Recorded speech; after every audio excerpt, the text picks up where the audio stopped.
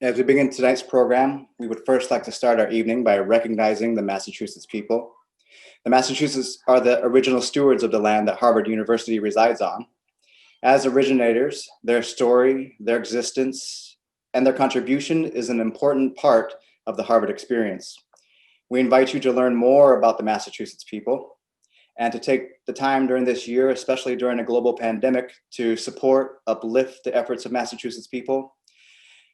And as a program, the Harvard University Native American program recognizes that the Massachusetts people and their land are a relationship that we strive to honor.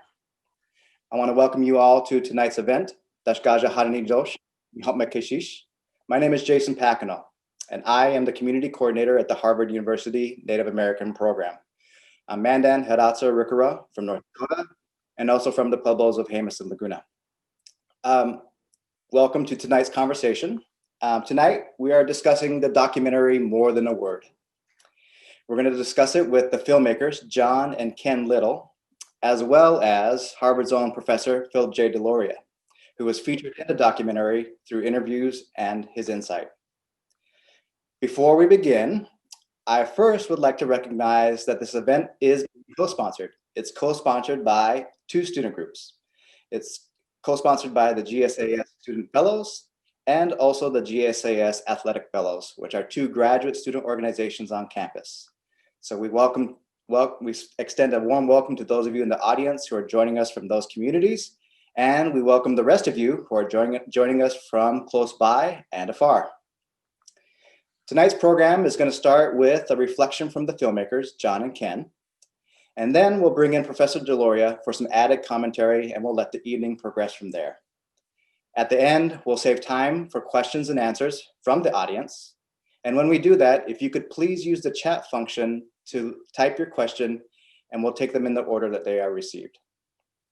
So let's begin.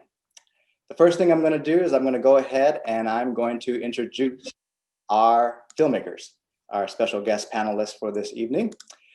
So let me go ahead and bring them here into the video. So I'm just going to take 1 second here. Sorry about that.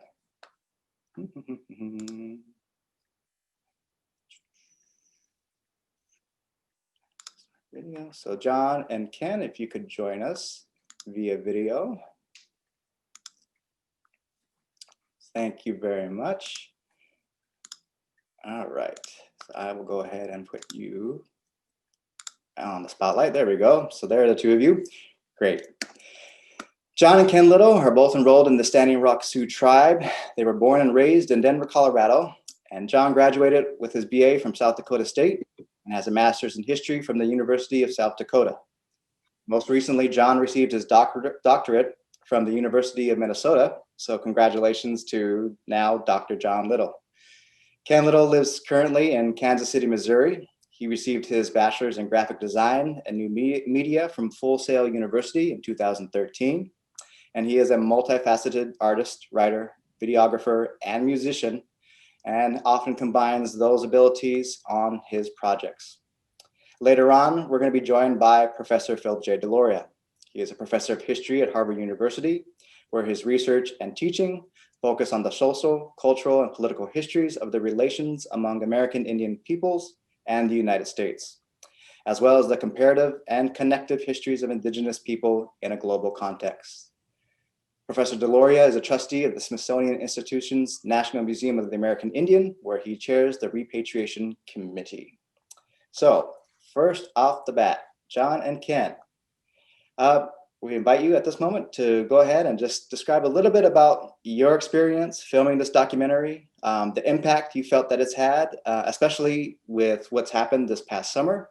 For those of you who might not have seen the film, I'll just quickly say that More Than a Word, the documentary, analyzes the Washington football team and their use of the derogatory term "R-skins."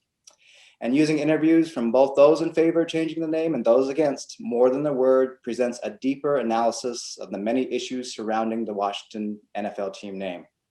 The documentary also examines the history of Native American cultural appropriation. If you have not had a chance to watch the documentary, we're sure that you'll get a lot out of this evening. regardless.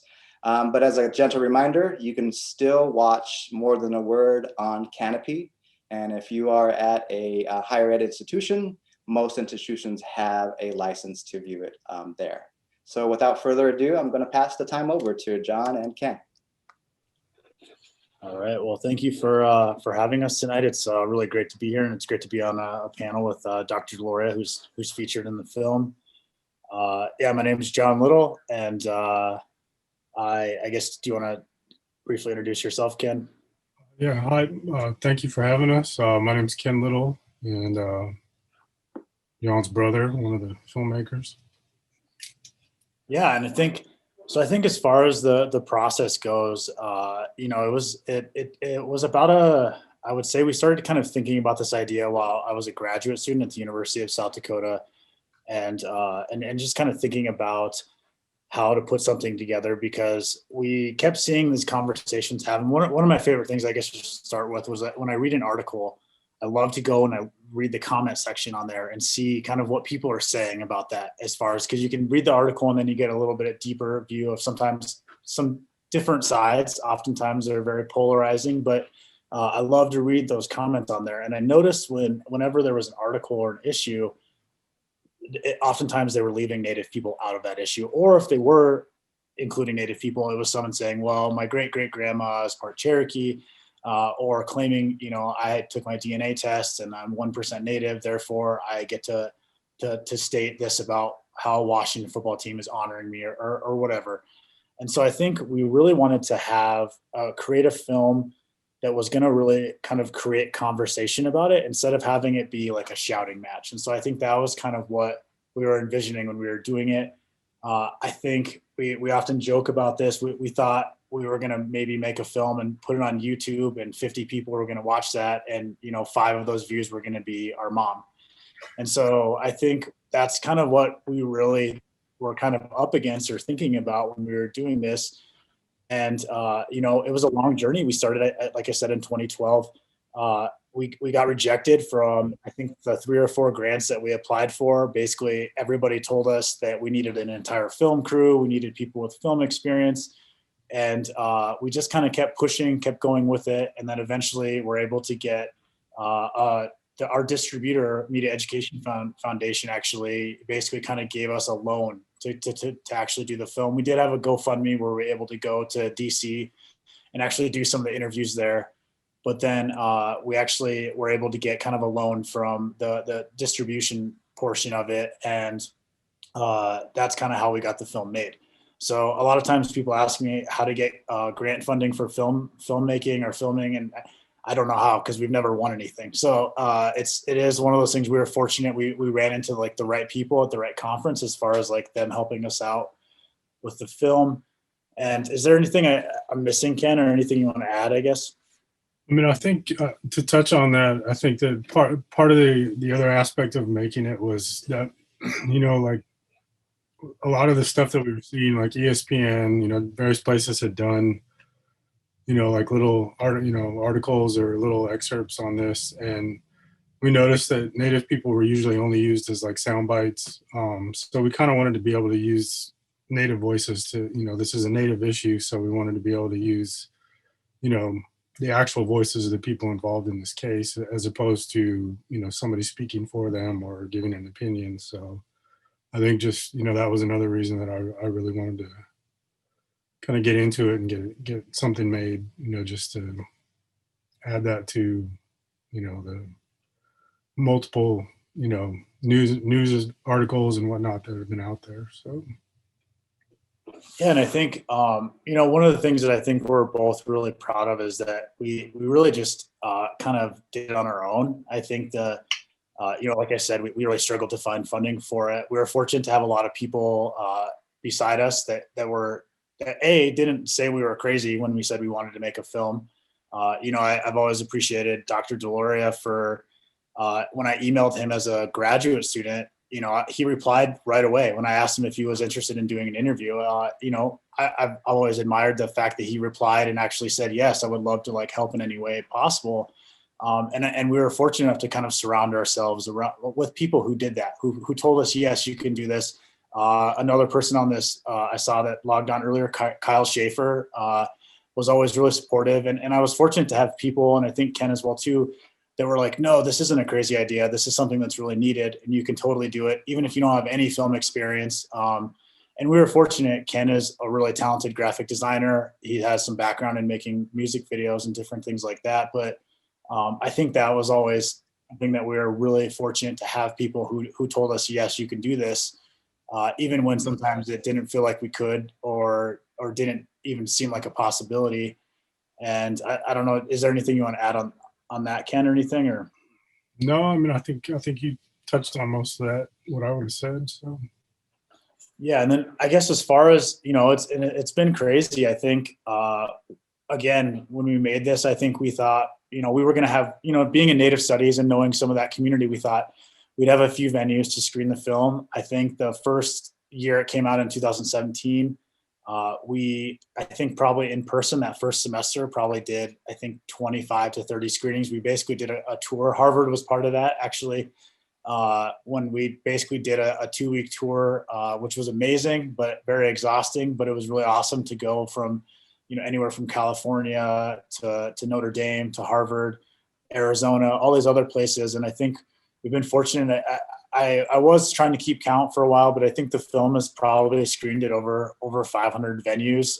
We have actually a screening in Finland that we're doing virtually next week. It's screened in London. So I think it's been really, I mean, it still takes me by surprise when someone reaches out and asks, how do we set up a screening, or how do we do that? And I think it's beyond anything that I could have ever predicted. I'm sure Ken feels the same way with that too. But it's been really amazing to be a part of that. It's also been amazing to be a part of the community of those people that have been out there kind of fighting for the name change. I think meeting someone like Suzanne Harjo was really, I had no idea we were ever going to meet her. Reading about her and seeing like how much dedication she's had in fighting Native mascots for, probably over 60 years, over 50 for sure. And I'm really fortunate that now that the name has changed, or is going to change, or is in the process, that someone like Suzanne Harjo, who's dedicated her entire life, I'm really glad that she gets to see that. I think that just shows like her perseverance of just fighting for something that she truly believed in, and it's been really something that I've admired over the few years that we've gotten to know her. Is there anything you want to add with that, Ken, or anything? I don't think so. I mean, I think just thinking back on it, I think it's I think maybe before we hooked up with MEF, I think we were probably almost going to quit, because it was just so, like we were doing this out of our own pockets up until that point. And I think it was just kind of, we didn't think it was going to ever get done. So I think we were almost to the point where we would have just quit. So it's pretty crazy to look back on that, and then, just see that, how many people have viewed it now. And, it's just kind of unbelievable, even 3-4 years later. So. Yeah. I mean, I think it's been crazy. I think I'm still kind of shocked just to even think about it. And it feels like a lot longer than 3 years. I feel like, it's been out for 3 years now. And it feels like that's been a longer journey than that. And so I think the other interesting thing is, I think when we finished the film, we were, I was like, okay, we can take a break from filmmaking and doing all this stuff. And then we'll update it when it does eventually change. But I thought that was, 10, 15 years down the road, when maybe I really think there's been part of me that is still kind of shocked and hard to believe. I mean, I was watching the news constantly on Twitter those few days when they were kind of making those announcements, but it's still kind of something that I didn't, you believe something that like that can happen and will happen. You don't just make a film and hoping that you're gonna, nothing's gonna happen. But I think I just had I never envisioned it being changed in 3 years after the film. And I think now we have to think about updating the film, how we're going to do that. I thought we had a few more years before it was outdated, but it is officially outdated now. And I think my only other fear now is that they're going to just change it to something, the Washington Warriors, and then keep a lot of the imagery. And I think that's something we can have a conversation about too. But I think it's been cool to see that process and that development. And I think it's been cool to see kind of all of the changes in this last year as far as like the progress that we've made, not only Native people, but just all people of color or anybody that's really disadvantaged. There's been a ton of progress this last year. Do you have anything else you want to add, Ken, or anything? Or I don't think so. I mean, do you have anything else you're thinking of, Jason? Or Sure. I was thinking for Ken, what was that learning curve like to go from just music videos to then a like a very long length, film? I mean, what was that like?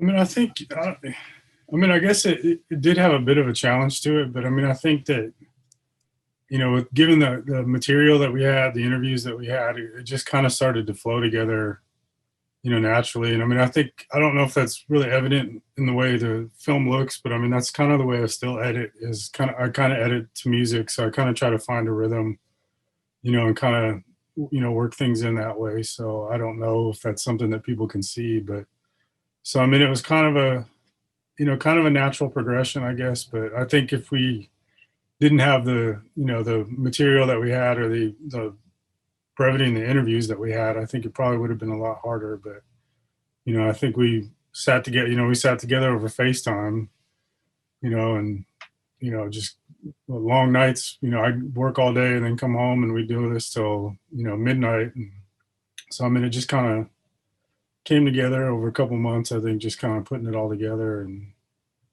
so, I mean, I think it was definitely a little bit of a curve, but I mean, at the same time, I think the source material itself just kind of, the story, I guess, just told itself, but pretty much. So,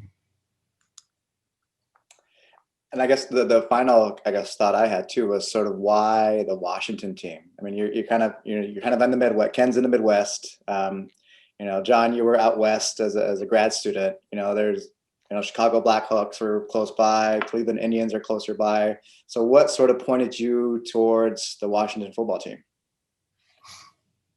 I mean, I think that was probably the one that we heard about the most. Because I like here in Kansas City, it's like they're still pretty well convinced that there's nothing wrong with their name. It's not a slur, so it's it's acceptable to them. And I would hear Kansas City fans all the time who would say, well, yeah, the R word is a terrible word and it needs to change, but but they don't see what's wrong with their own team. So I think it's just, basically that was kind of the one that people knew the most. And then the rally ended up happening in Minneapolis. So it was close enough that we could drive to it. And so it just kind of took off from there. So. Yeah, I mean, I think that originally we were kind of thinking about doing like an 8 to 10 minute video is kind of what we were originally thinking about, doing some like 8 to 10 minute videos of shorter stuff. But then we went to that rally, and actually we were fortunate. Our dad came with us, and it was really a really powerful day that I think I'll remember for the rest of my life. I think we thought we showed up on like a Wednesday. I was in Minneapolis, and actually that's one of the reasons that I ended up in Minneapolis for my PhD. But we showed up on a Wednesday, and the University of Minnesota had an event there, and no disrespect to them, I don't know if they didn't advertise for what or whatever, but we get there and they have this ballroom in their student union. It's this huge ballroom, hundreds of seats available, and I think maybe 15 people can. And so we were like, oh man, and we're funding this ourselves. We're thinking about like, it's our own like equipment. We've upgraded since then, and so we're like, did we just like spend a lot of money to come up here? And there's like no one here. And then we were fortunate that they had done all sorts of other programming, but it was a lot of the Native people and Native organizations that had funded all of these things. So they had days and days of stuff that we were able to go to and meet people. I mean, that's when we met Amanda Blackhorse, Greg Deal, Tara, and Suzanne wasn't there. She was at the rally, I think, but I'm not sure if she was there for that actually, but we met Charlene Teeters and lots of people that I think, again, kind of taking a risk on us. It's just me, my brother, and our dad, and telling them like, oh, we want to make this film. And I think they're kind of like, okay, like, what's your funding or who are your resources? But they were also very generous with their time. And so, we ended up kind of going to a few different events and then going to the rally on that Sunday. And there were 4,000 to 5,000 Native people there protesting it. And so that's kind of when we started realizing we could have made a whole film just on, the rally that day. And so I think we were really fortunate that just seeing like how much interest there was from Native people, because a majority of the people there, Minneapolis is a very like Native city. And so the majority of the people there were Native and really resisting this. And so I think it showed us that there's a lot of interest there. And I think it is, again, kind of like what Ken was saying. It's a topic that's oftentimes in the news. It kind of, it ebbs and flows. And I think 2014 was a big year when it was really, really big in the news. And then it kind of died down in 2015, 2016, and then picks up in 2017 with the case. And then again, kind of died down until this last summer. And so I think it's one of those things that it's always kind of in the media every couple of years. And so that made it something of interest to think about. And I think if you can take down this one, I think you can seemingly kind of take down any mascot after that. And so I think that was kind of one of our interests in it too, is just kind of trying to show that side of one that I think is very obvious. And I think a lot of people think is very obvious, but if you can show people that, you can kind of start setting the table for removing some of the other mascots as well. Awesome, thanks. So I'm gonna bring in Professor Deloria.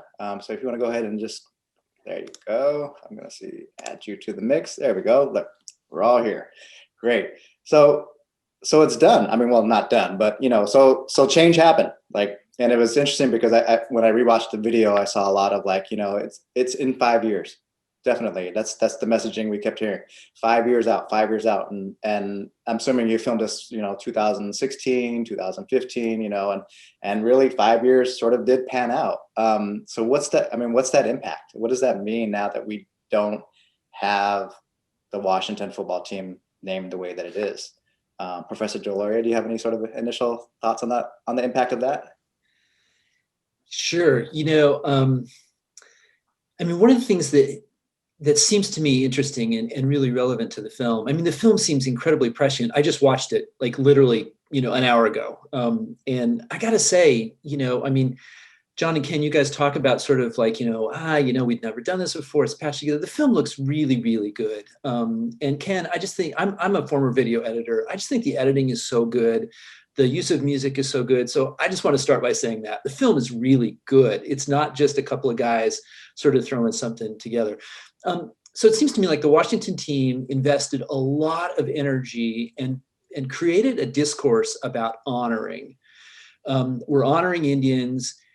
We're honoring Lone Star Dietz. And that idea about honoring has taken on such shape, across all the other teams. And so, I think Washington in some ways has sort of led that discourse, saying we're honoring. And my hope is that this is a moment where that can just go away, right? That sports teams can wake up and say, oh, it's actually not our duty to honor anybody.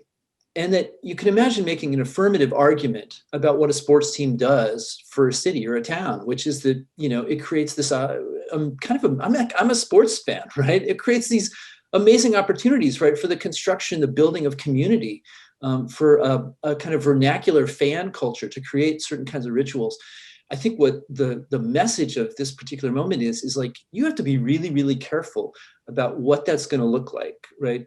Because you can't control what fan culture does. You can't control the creativity of fans. And if you're giving them an opportunity to do something around, in this case, a completely racist sort of symbol, set of symbols, they're going to come up with racist stuff.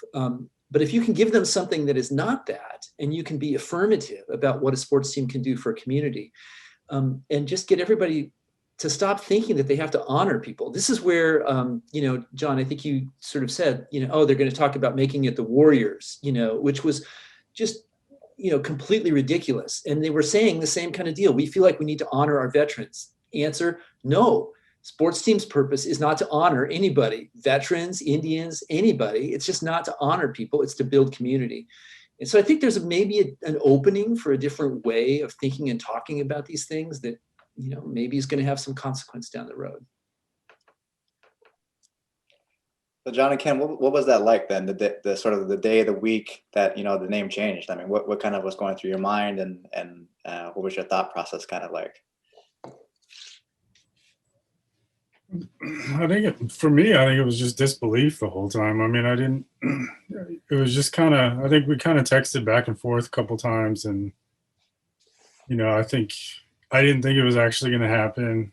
And then when it did, it was just, I think it probably took me a couple days to actually process that it actually changed. And, you know, and then I think that, you know, looking on Twitter and stuff, it was just kind of watching that conversation happen. You know, I think sadly I realized that there's still a lot of people that didn't see an issue with it. You know, they were, you know, but at the same time, I think there was a lot more, you know, I think acceptance of it than I actually thought there would be. You know, because I think there were some fans that I noticed early on that were already suggesting different names, and, you know, so I think it was, I don't know. I mean, even still right now, it's just kind of, you know, I don't think I necessarily forget about it, but I think I just, you know, it's been ingrained there, you know, so long that it's not hard for me to let it go, but it's kind of hard to realize that it's not that anymore. So.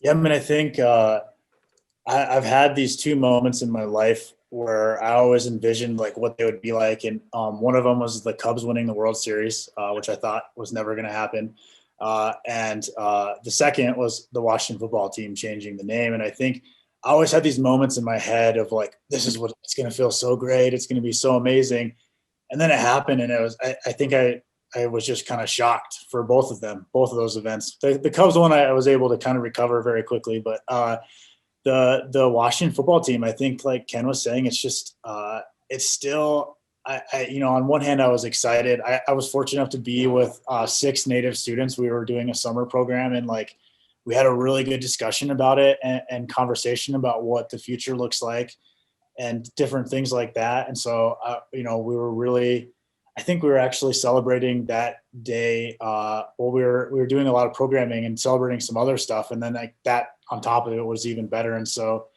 it was just amazing. But you know, I'm still, there's in the back of my head, I'm like, they're gonna do something dumb.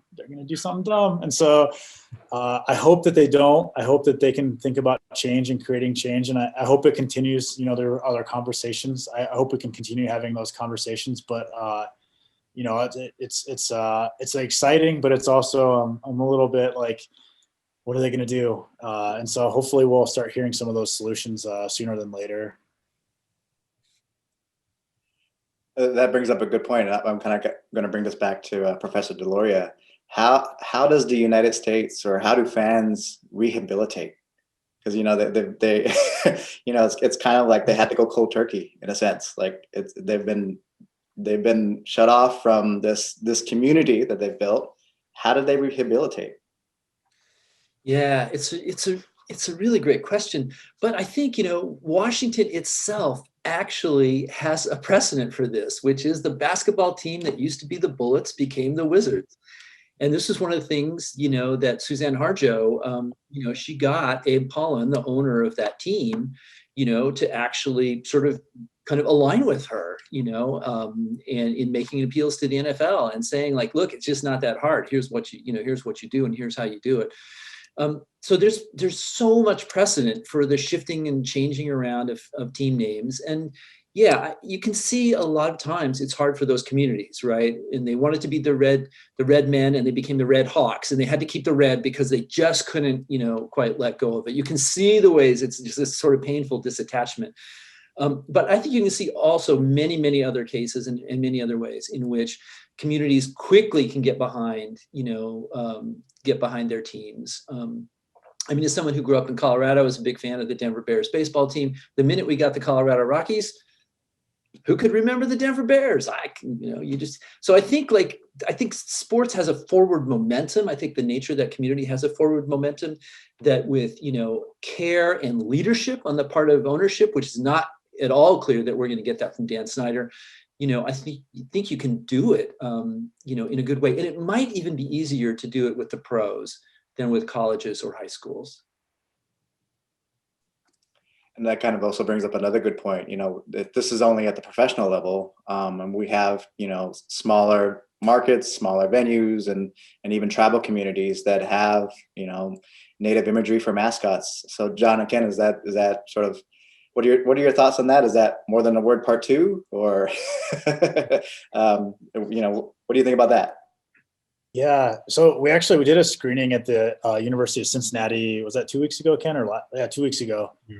And so usually whenever I'm doing a screening, I look up, what local mascots are there, what local native mascots, and then I also look up for the state. And so for the state of Ohio, there were actually 12 R words for high school teams. And this kind of piqued my interest. I have some historian thoughts that probably won't go down into, but I was like really fascinated by that. And so I started kind of Googling all of them to see like, okay, now that this is the major Washington one has changed, what's the conversation look like? And one school has already announced that they will be changing it. They're in the process of doing that. And it's a different conversation for professional versus high school. It's very expensive to do that. But one school out of those like 12 or 13 has announced that they are in the process of changing it. The other 11 or 12 have like already made statements, and it's not the students. The students are the ones wanting the change. It's the alumni. And the alumni have already been like, no, they've already formed committees to save the name, to save the mascot, whatever they want to call them. And so, that was fascinating to me to see that like those 11 or 12 schools had really made commitments already in light of the national team already announcing that they're changing it. And that's just the R words out and that's just in Ohio. There's around 45 or so across the United States. And that kind of, that's been changing. There was a couple that already kind of had agreements. If Washington ever changed it, they would change theirs. So they're also in the process. So it's around 45 across the nation. But then Cincinnati had, I think 66 total mascots after that were all native themed, from the Chippewas to like all sorts of different things. And so I think, this conversation extends beyond that. And I think, I would love to maybe explore that, but I think we're also kind of thinking about kind of going down some different venues of looking at some of our family history. But I think that's definitely needed. There's definitely a need for people to kind of start looking into those and thinking about different ways to make films. And there's a couple that should be coming out in the next few months to year. I guess a couple of films looking at mascots and appropriation.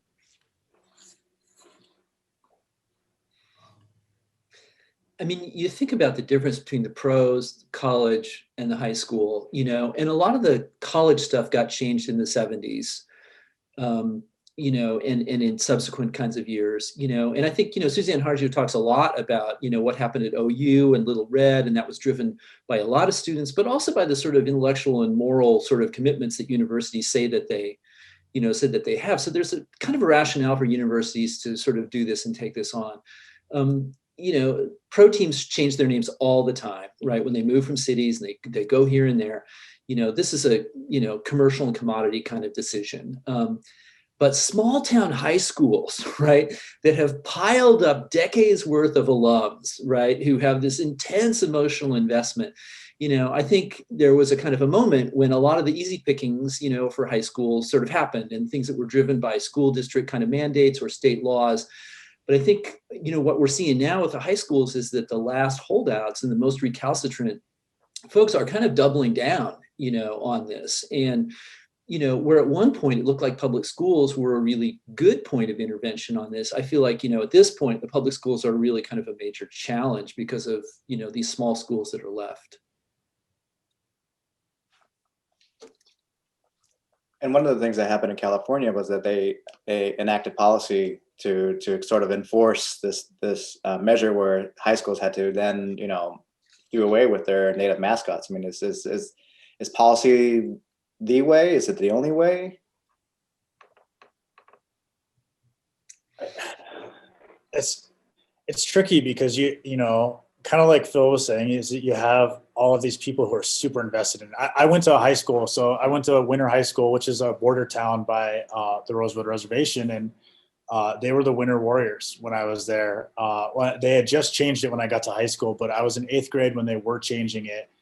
And I mean, you would have thought it was such a battle. It was such a fight. And there's still alumni that are wearing like, you know, the like always a warrior with like a big Indian head on it. Like I'll see those around town and stuff. And so I think you have to be careful with that because it's similar to like, oh, they're taking our guns, they're taking our mascots, you know, and so it's like if you just enact policy to do it, it sometimes doesn't allow people to have the conversation. And I think ultimately the other thing is on the other side of the coin is if you don't just take it away, they're never going to give it up. And so I think, and I've seen that with some of the schools, and it's like I don't know where you find that balance because so many times people never really want to come to terms with it, you know? And so I think it's tricky, but I think ultimately a lot of those policies, you saw that in California, and we were actually supposed to screen the film at one of the schools that was forced to change it from the R word in California. And they actually essentially asked us not to come because it was too hostile. They didn't want us to come in and like, you know, set the high school on fire or something. And so I think that it is a tricky conversation to kind of figure out how to like balance that line of where you can just have this conversation and ultimately have people kind of come to those conclusions of that it needs to be removed.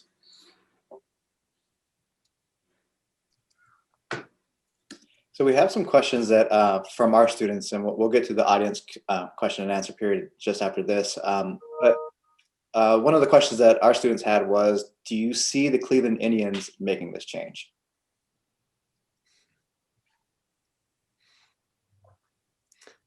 Answer, maybe. You know, Cleveland was willing to sort of, you know, retire the Chief Wahoo sort of logo kind of and adopt a Block C. You know, there have been various rumblings in and around Cleveland about sort of changing this. Terry Francona, the manager, I think is not a fan of the name. Some of the players, I think, are not really fans of the name. In this particular moment, you know, of sort of questioning the racial order and you know, in the United States, it feels like it might be possible. What's interesting is to think about Cleveland relative to, like, say, Atlanta. We're like in Cleveland, at least there's a conversation. Atlanta, kind of not so much. And I think, as Ken had pointed out, in Kansas City, it's like double down, right? I mean, Ken, you're there and I'm not, but that's sort of the feeling you get from a distance. Yeah, I think definitely. I mean, I think that was one of the things I noticed.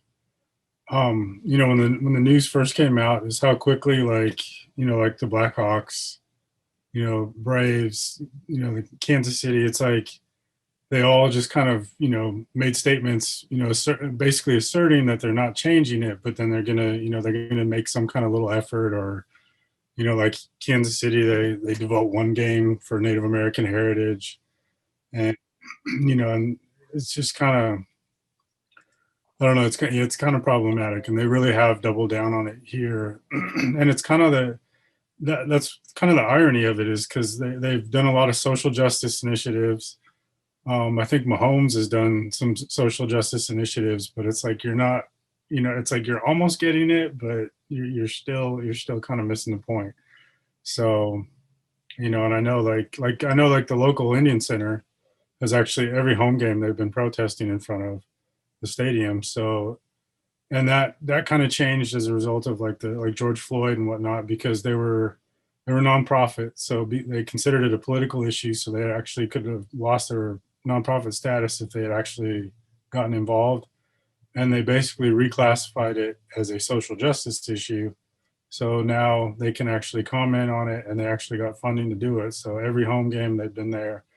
But that being said, they get a lot of insults hurled at them, and, you know, people throwing beer can, you know, everything that Amanda says in the documentary, they now do, because they're like, you know, like you said, they're doubling down on that.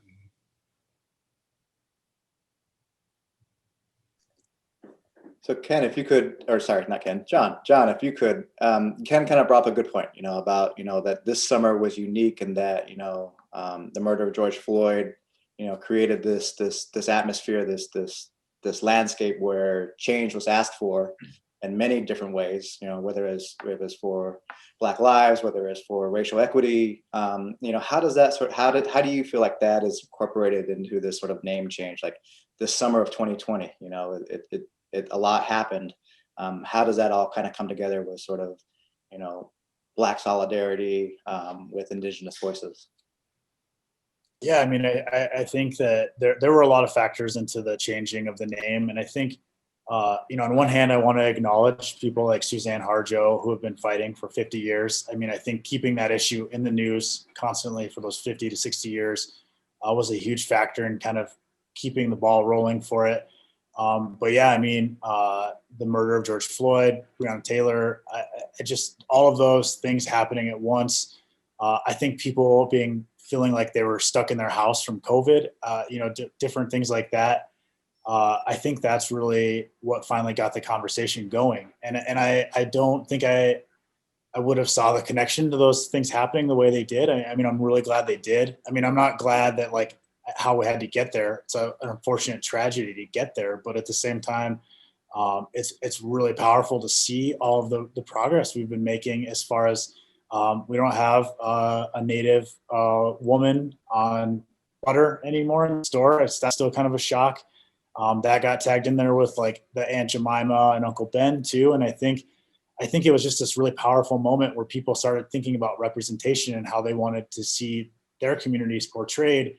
And it's kind of a shock because it was almost like too much. I think SNL did a like parody on it, and it's like it was almost like all of a sudden everybody just was like open-eyed and realized it. And I think there's a lot of different factors that went into that. But I think, and also, the financial factor played into that as far as the Washington football team, whereas like Aunt Jemima and those other ones, there really wasn't that need to do a boycott or anything like that.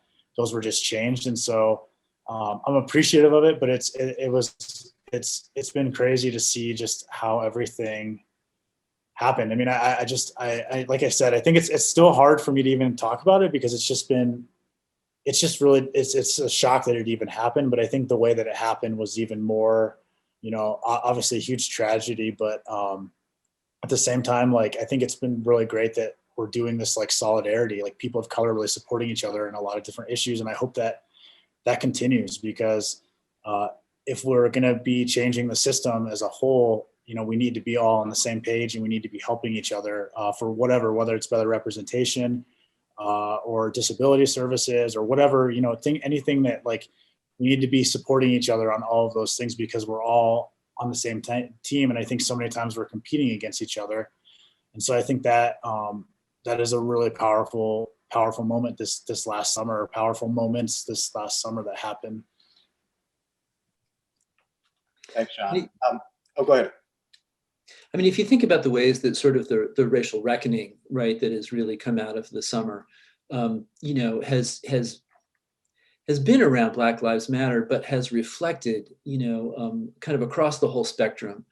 And so that many, many people are thinking about many, many more things than they thought about before. I mean, I think it's worth sort of tracking, two different elements of this. One is that, there is this tradition of Black solidarity, in Washington, D.C. And, I particularly do a shout out to Cortland Malloy, the columnist, who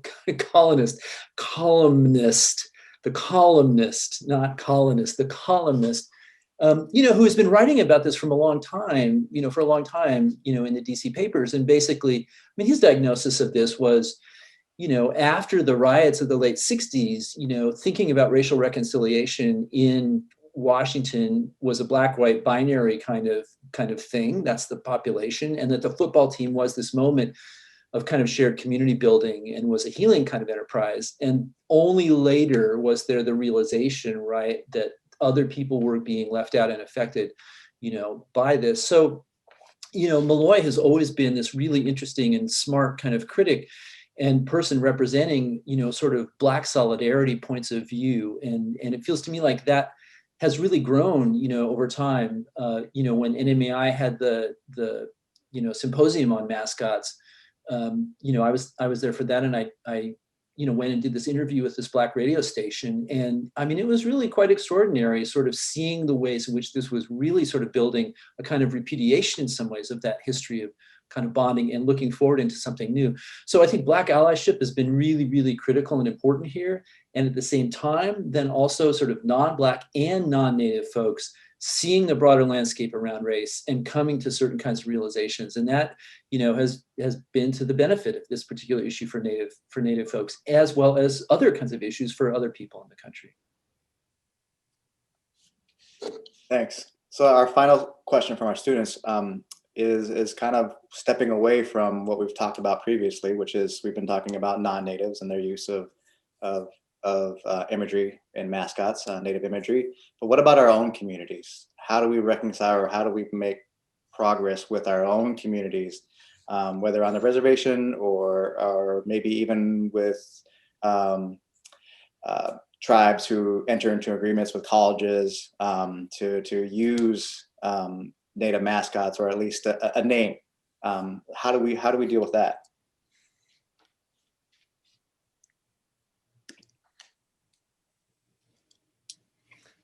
You see us all jumping to answer the question, right, Jason?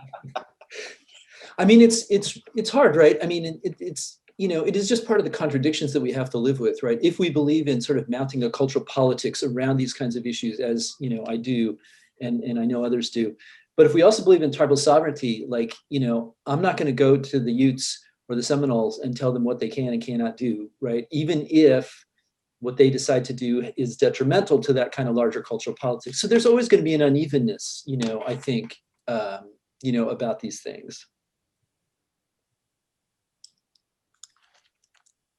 Yeah, and I think it's just, I think even just having that conversation and acknowledging that, like that how complicated that is, I think is an important part too, because I think so many times we get that question when we do a screening, is like, well, if Crow Creek can be the chieftains, why can't we be the Winter Warriors? And it's like, well, Crow Creek is 100% native and you're like 9% native. And, I mean, it's a whole conversation, but I think that's one of the things that we get pointed out. And I think it's difficult because I don't want to tell native teams, like Phil is saying, that's their sovereignty, that's their right. But at the same time, like, it is kind of impacting how, it's justifying it for other people to do it sometimes. And I think it's a conversation that I think we need to have, just to, like, I think so many times we're dancing around it. You saw all of us hesitate to answer that question, but it's one of the examples that I've seen on the road, just researching a lot of different high schools, is War Road, Minnesota is the Warriors. And I think they, that it's a majority. I think it's like probably 90% Ojibwe. And I think they have, ceremonies and different things they do at the beginning of every year, and they really include the community. They had a native artist design it. That's a community that's like really good at hockey. They're sending, I think, per capita, the most players to the NHL. And so I think it's a different conversation sometimes, whereas, the Winter Warriors is easy for me to say no, but I think at the same time, I'm in favor of the removal of all native mascots, but at the same time, I think that's a different conversation, and they've thought through that. A way to kind of represent that, and they can contain that when they're in War Road. It's difficult if they're traveling down the road to, like a predominantly white community, when that community might make a sign that says, Wounded Knee 2, which we've seen over the years. We've seen a few times with different high schools. And so I think it's a complex conversation that I think I used to really be scared to have that conversation, but I'm realizing now that we need to start having those conversations to kind of think through them and think about the long-term impacts of what those look like. Thanks, John.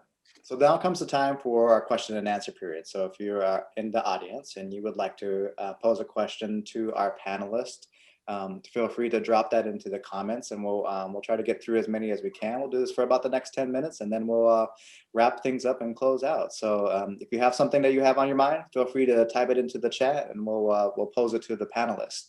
And panelists, if you want to go ahead and open the chat as well, it'll help you kind of get a heads up on what people might be asking. And so since we already have one that's in there right now, it's from Julie, who is in the audience, and she's wondering about, were you surprised at how culturally tone deaf people were, especially people with a family history of oppression?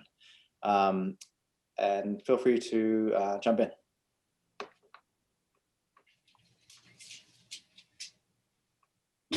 Gonna talk about the interviewing, Ken? Yeah, I mean that whole process I think was just that was a interesting and difficult process. I think we had to recover from that. Because yeah, I think it was really hard to sit there and listen to people, I mean, for us, we're white passing. So, I mean, I think a lot of the people we interviewed didn't really realize that they were talking to two native people. So I think they probably said a lot of things that probably wouldn't necessarily say to somebody that you knew was native. So, I think there was a lot of difficult things to hear. And, I think that just added to the uneasiness of it. Yeah, and I think it made us think a lot about interviewing the fans. Actually, it was traumatizing, in a way that I think I thought I was prepared for, but I don't think we were totally prepared for that. But and luckily we were fortunate to have people to talk through a lot of that through. But I think that it made us really start thinking about the tradition, and I think, and Phil alluded to this earlier, of like the tradition of sports, and really thinking about how connected people are to these teams in ways that it's like really like a religion, ways that I can't imagine that. And so I think it was interesting to think that for them, sometimes it's not necessarily about a native mascot. It's so much about like the fact that their grandpa took them to a game, and their dad took them to a game. They can list off all these memories. We actually tailgated, or we kind of hung out at a tailgating spot where we got a lot of the interviews.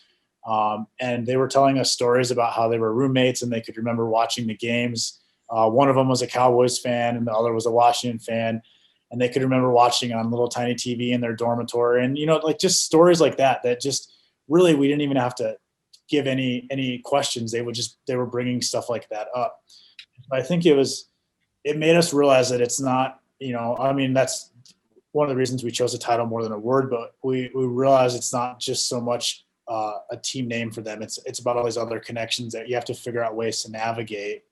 And so, it's tough to hear that people of color that you think should be like your allies and supporting that, but are upholding, a racist football team. But at the same time, it made me think a lot about, tradition and how connected people are to that. So I'm assuming you asked Dan Snyder for an interview. Is that correct? Was that an official pitch? I don't think we actually did. No. I think we just knew what the answer would be. We tried to connect with there is an individual that Dan Snyder hired to be kind of like the native person to do all the representation stuff. There's a few different ways I could direct that comment, but he essentially was we tried to interview him and he wasn't interested in. We did get a few of like the higher ups that are kind of in the tailgating world. And they originally, they claimed Cherokee and they wanted to be in the film because they wanted to defend the name. And then the morning of, when we were supposed to go interview them, they backed out last minute and actually requested that we get a pass to be at tailgating. So we kind of went undercover at tailgating so that we could get some of those interviews. And we were really paranoid we were going to get kicked off the grounds. But yeah, so that was, I don't think Dan, we never did ask Dan. So if you ever have some connections, let me know. And you both sort of made some mention about an update to the film. What can you tell us about that? I don't think we've had any conversations really yet. Ken, you got any thoughts on that? No, not yet. I mean, I'll probably wait and see what they do first because I don't want to get ahead of it. And then they totally go back to using the name again or something. But Yeah, I think eventually, I think we'll definitely have to update it, but we just haven't quite progressed that far yet. So. And were there anybody that you interviewed that you didn't get into the film, or I guess, kind of with regards to editing, Ken? I mean, are there things that you kind of wish that were in the movie that didn't make it? I don't I don't think there's anything that we got that I didn't or that I regret not putting in. I think there's a few like the one he was just talking about with the the native spokesperson for Dan Schneider. He was kind of a difficult interview, and he was actually, I think he ended up kind of getting hostile. So that's kind of why that didn't end up in there, because we just didn't really feel like we wanted to even give him, space to say anything, because he wasn't really saying anything to begin with. So, but I don't think there's anything that I wish we'd put in there, but I think one thing I've always, and I say this a lot when we do the screenings, that I wish we would have included or figured out a way to include is, Ian Washburn's story is really powerful. And I think it kind of goes along those lines with that family tradition in which he can legitimately tell us the very first time that he remembers someone telling him that the R word was bad. And like as a 16-year-old student in high school, and he actually like went through that whole process and tells like that whole story. He remembers the first time. He remembers reading Suzanne's about Suzanne's lawsuit. He remembers like all this progression, and it's a 20-year progression before all of a sudden one day it just kind of clicks.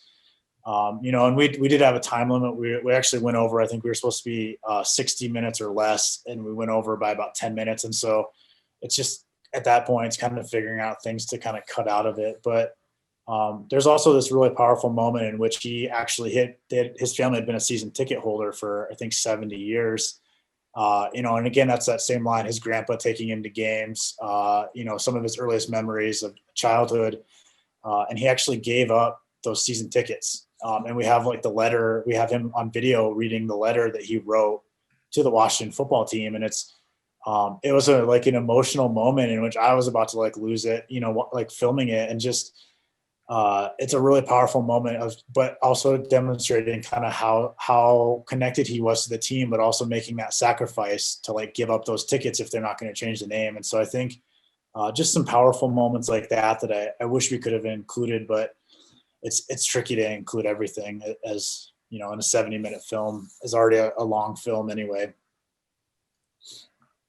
So one of the questions is not really a question, it's a request. How does one go about getting you for a film screening or for a discussion?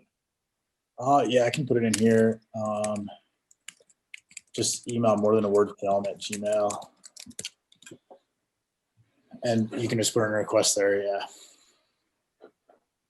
And then let's see, we have another question from Julie, and she asked, did you personally get any blowback from the film? You want that one, Ken? well, I mean, I think there was some. I don't think we personally got any blowback, but I know there was some. There was Encore. There was that whole. What was it? The guy was threatening to come to the screening, and he got on Facebook, and he was threatening to come to the screening and make a big deal. But other than that, I don't think we really. Here and there you get like a Facebook comment or something on the page, but I haven't seen a whole lot of personal blowback about it. But. Yeah, I think we're fortunate to, we're both males. And so I've never gotten any of the treatment that like Amanda has gotten. And I think there's reasons for that. And so I think, we were fortunate. I think we were waiting for more pushback than we ever got. And I think, every once in a while at a screening, we've had some people say some weird stuff during screenings, sometimes like inappropriate stuff that has nothing, stuff about their Cherokee grandma again for the third time, but just stuff like that sometimes. And I think there's, we were fortunate. And I think the fact that we made it more of an educational film, we were tried to be strategic in how we made it so that it wasn't kind of over the top for some people.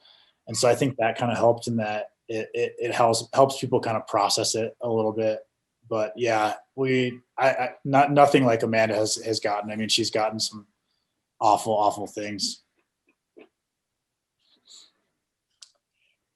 Rebecca from the audience, if you look at the chat, she is from here in Massachusetts, from Winchester. Her high school, or the high school just changed their name. And it looks like there is movement to memorialize the old mascot. So her question is, could this be done in a way that honors Native people? Is it even possible, or is it possible?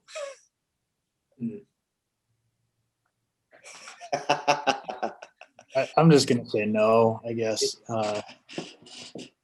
And it is. I do understand this as a historian. You know, I'm always one to like want to preserve or think about things as the past. But we actually screened the film for a high school in St. Paul that was having a similar conversation in which they were removing a Indian head. They had changed the mascot 20 years before, but there was an Indian head on the floor.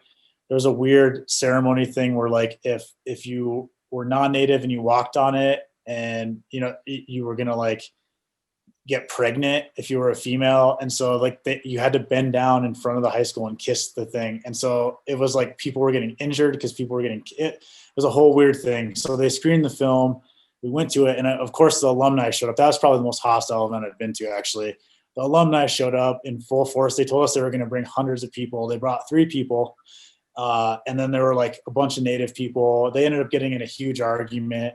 And they came to the conclusion at the end of it that they would remove it, but that it would be on, they would put it in a thing to preserve it, and each side got to write their side of how they viewed it. And so that was like a conclusion they came to. The funny part was when they pulled it out, it broke in half, and then when they tried to pick it up again, it broke in more pieces, and so they just threw it away. But so that solved that problem. But I think that was like there, I've seen things like that, and I think really it's just, you just got to let it go. I think that's, people don't want to hear that, but it's like, just let it go. The alumni can have their memories or whatever they want. Those can be stored in their head, but just let it go, I think. We'll wrap it up with our final questions. Any thought of doing a director's cut to include more scenes you had to cut? No, I mean, because I don't even remember what the original cut. It was probably 20 minutes longer at least. I mean, we were struggling to find stuff to get cut out, but I think it's a good hour and 47 minutes. I mean, I think it's a good length as it is. I think if you make it any longer, it's probably you get bored at some point. So I mean, I think it's a good length where it is. So I don't know that I'd necessarily do a director's cut. I mean, I think we talked about maybe doing some deleted scenes, like bonus material or something like that, just to have, those extra parts, like, like Ian's interview and stuff like that. But I don't know that I'd actually want to put them back in, just because I think it would be too long. So.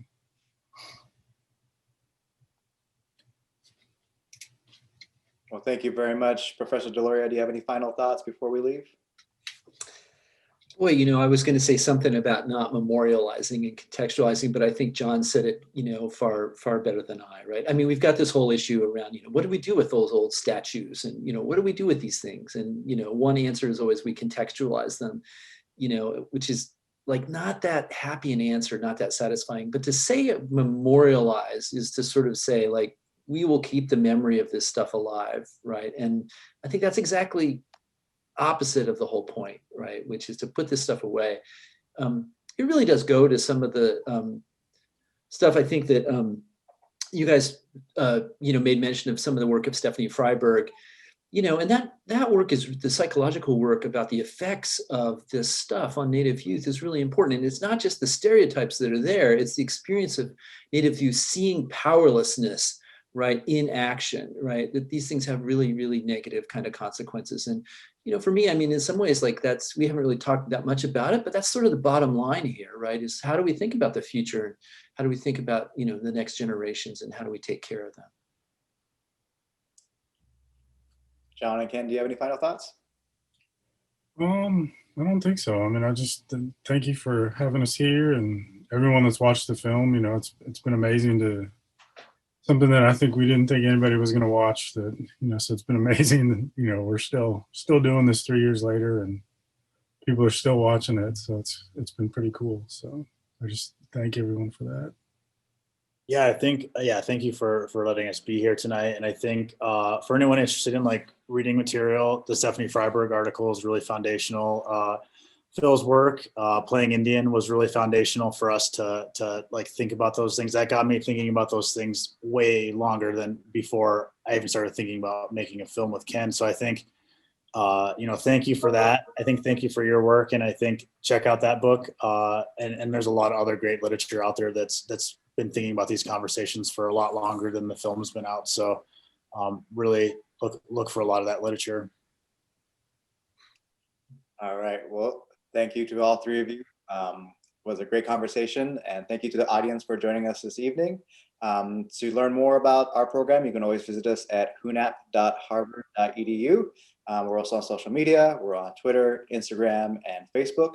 And if you are interested in another event, we have an event coming up on Wednesday, which is a dialogue and conversation with our past directors. We're celebrating our 50th anniversary this year. You can learn more about that information by visiting our website and going to the link in our calendar. So gentlemen, thank you very much for the conversation tonight. Hope you are well and hope you are safe in your respective homes. So everybody else, have a good evening.